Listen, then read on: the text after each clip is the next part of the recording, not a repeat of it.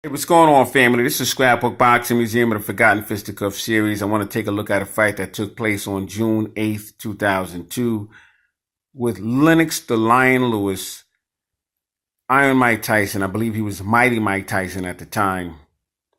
Mike Tyson was talking a little greasy to Lennox Lewis after the Lou Savarese fight. He was saying that he would eat Lennox Lewis's children. Lennox Lewis didn't have any children at the time, but he felt totally disrespected. And unfortunately for Mike Tyson, he would find out about it on June 8th, 2002. Let's revisit the fight, find out how that fight came about. Now, on March 18th, 1991, a fight is to be set up for Donovan Razor Ruddock to fight Mike Tyson. Mike Tyson needed Donovan Razor Ruddock because Razor Ruddock could help rekindle Mike Tyson's career. As you remember, Mike Tyson was knocked out by Buster Douglas February 9th,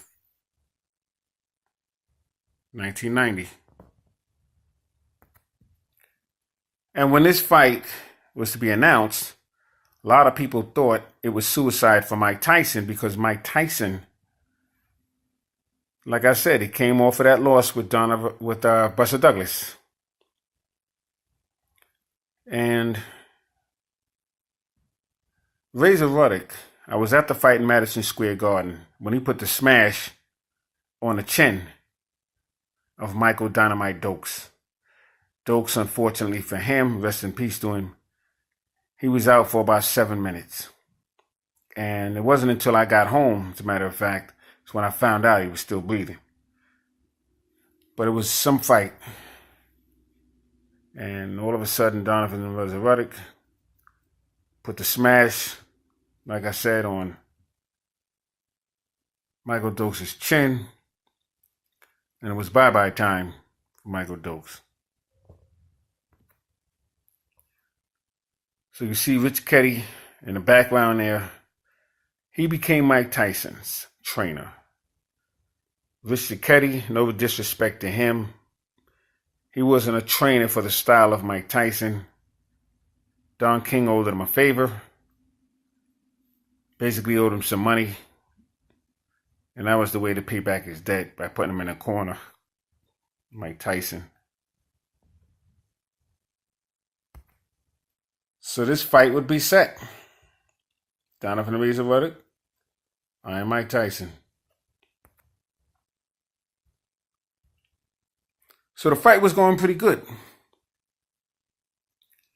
See Richard Steele looking on. Now this fight was supposed to take place before the Buster Douglas fight, but they couldn't get the money straight. And Don King had an obligation to the networks to fight Mike Tyson in early 1990. So they chose James Buster Douglas in Japan, because that's where they can get the most money for Mike Tyson. Or should I say Don King? Salute to Don King. And as you can see, Mike Tyson was having his way. He sticks out the left jab. Tyson punishes Ruddock.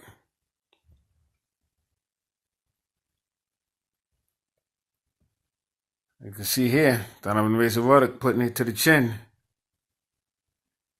to Mike Tyson.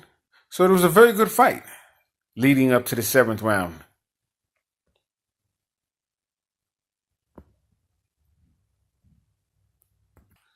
And as you can see here, all of a sudden, controversial stoppages. Mike Tyson starts wailing away on Razor Ruddock. Richard Steele steps in, as he did against Mildred Taylor and Julio Cesar Chavez, 2 minutes and 58 seconds at the end of the 12th round, and saves Chavez from a loss, which he was way behind on that fight. Mike Tyson, KO 7, Donovan Razor Ruddock, Las Vegas, Nevada, March 18th, 1991. Richard Steele, veteran of 85 title fights, and regarded as the best referee in boxing, interfered.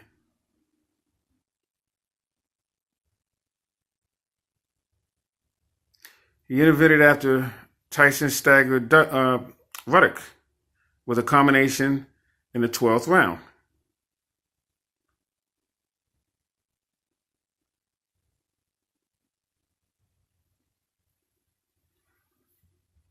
It was like an elimination bout.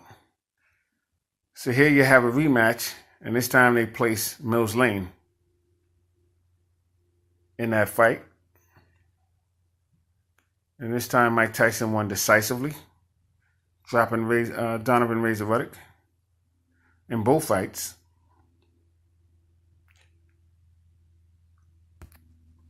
You see Mike Tyson on the inside working Donovan Razor Ruddock over. And my thing is, look, Razor Ruddock is a big man. There's no reason for him to be on the defense, and which is what he was. See Mike Tyson on the offense. But this is when Mike Tyson had the confidence of a champion. Took it to Razor Ruddock. Razor Ruddock on his way down. In the first fight, Razor Ruddock went down from a Mike Tyson jab. He was actually afraid of Mike Tyson. That's what it boils down to. He was breathing heavy before the announcement was made by Jimmy Lennon. And you can see Mike Tyson was just in. Had Donovan Razor Ruddock and Mike Tyson had a press conference in the second fight.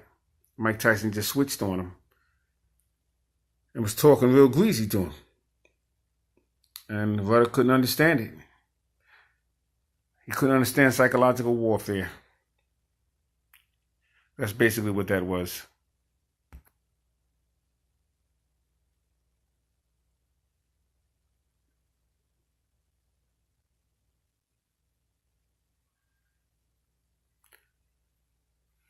And when a man talks like that to you, he's just as afraid of you as you are of him. The only difference is he's a little more confident. A few punches would take that confidence away from him. You just got to be that kind of person. And it'll straighten itself out after a few punches. You can see here, Tyson about to take out Razor Ruddock.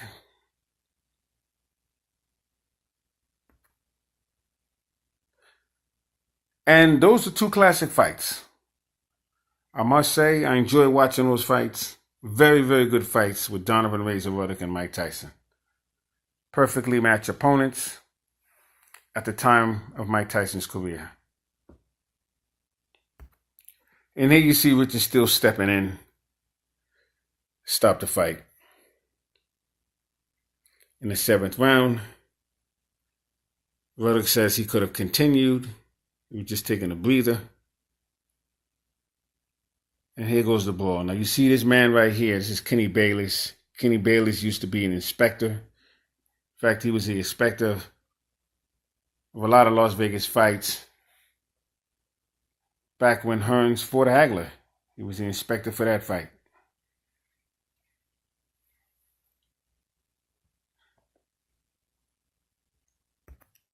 And here you see a little cartoon here. Mike Tyson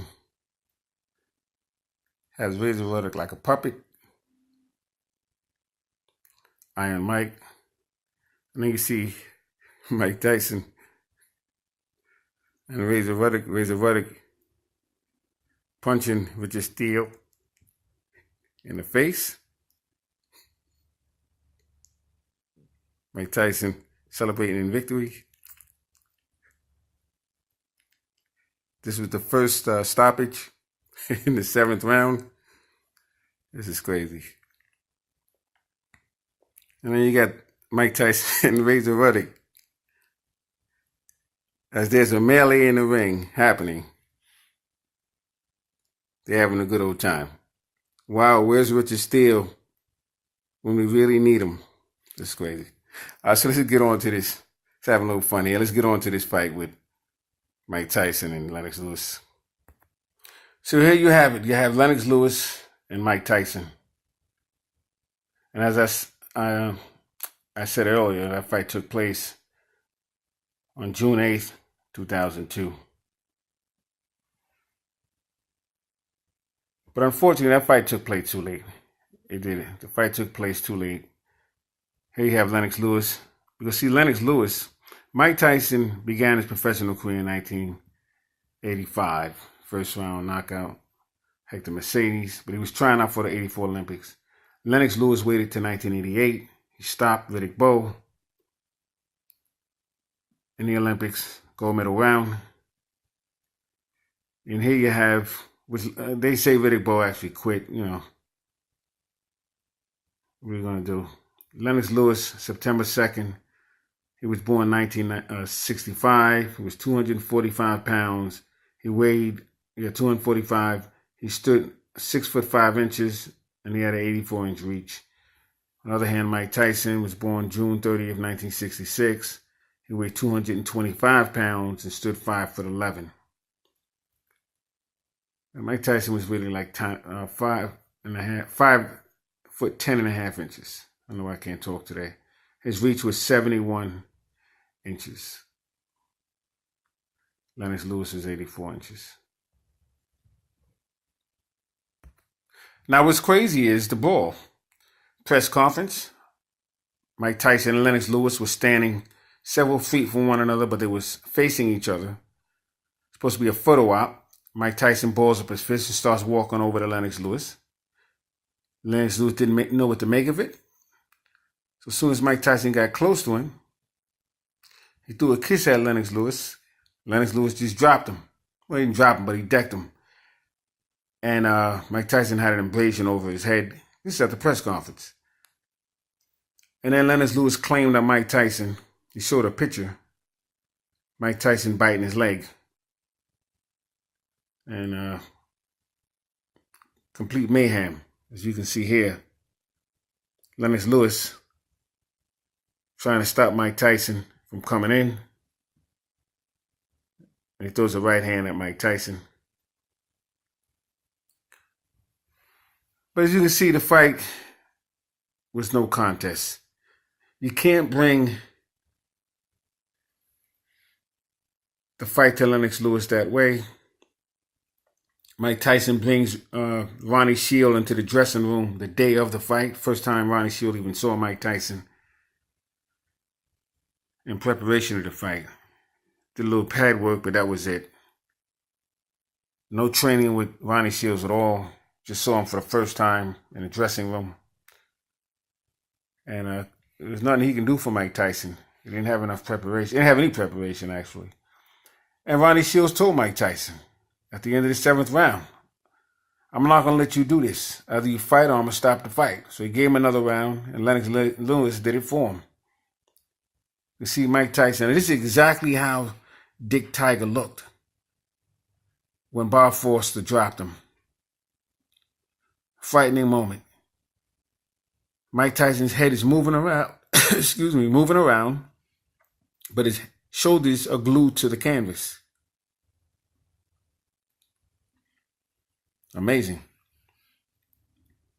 It's like the only thing that's alive was his head. Amazing, amazing, amazing. Mike Tyson trying to get up. As you can see, Eddie Cotton escorting Lennox Lewis back to the corner. And by the way, Eddie Cotton, I got to mention something. In the Floyd Patterson video that I did, there was an opponent of Floyd Patterson's named Eddie Cotton. And I got the confused with the Eddie Cotton referee. But Eddie Cotton died in 1990. And one of these subscribers brought it to my attention. So I just want to clear that up. I apologize. I should have done a little better research on there. But this referee, Eddie Cotton, as you can see, escorting Lennox Lewis back to his corner, a neutral corner. And you can see Iron Mike. Tyson's knockout is crushing career blow.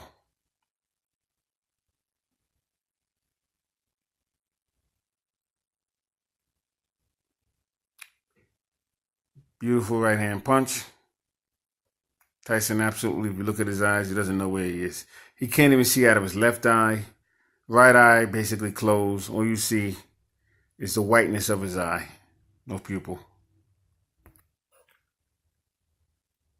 So like I said, this fight took place Saturday, June 8th, 2002. And Lennox Lewis was the victor. It was somewhat of an injustice to us because Mike Tyson, I mean, that's his own fault,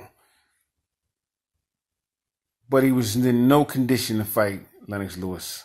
He didn't have enough fights. He was fighting for the money. The determined Tyson that really wanted to be a champion was no longer. And that's what happened to him. Looking up at Eddie Cotton, trying to figure out how many fingers Cotton is holding up. I was always a big fan of Mike Tyson. And I still have a lot of respect for Mike Tyson as a fighter. All-time great fighter. He's in the Hall of Fame because he was the youngest heavyweight champion. He was the youngest lineal WBC heavyweight champion. He wasn't the youngest heavyweight unified champion. Floyd Patterson was at age 21. But he was the youngest lineal champion. And that's why he's in the Hall of Fame. But he was a little short of 15 first-round knockouts. That record was set by Rocky Marciano. He could have set all those records. He could have passed the 11.5-year reign held by Joe Louis. But unfortunately for Mike Tyson, the streets got to him. And he didn't really have the people, no disrespect to anybody around him, to protect him. Because D'Amato passed away in 85 or 86. And he had Bill Caton and he had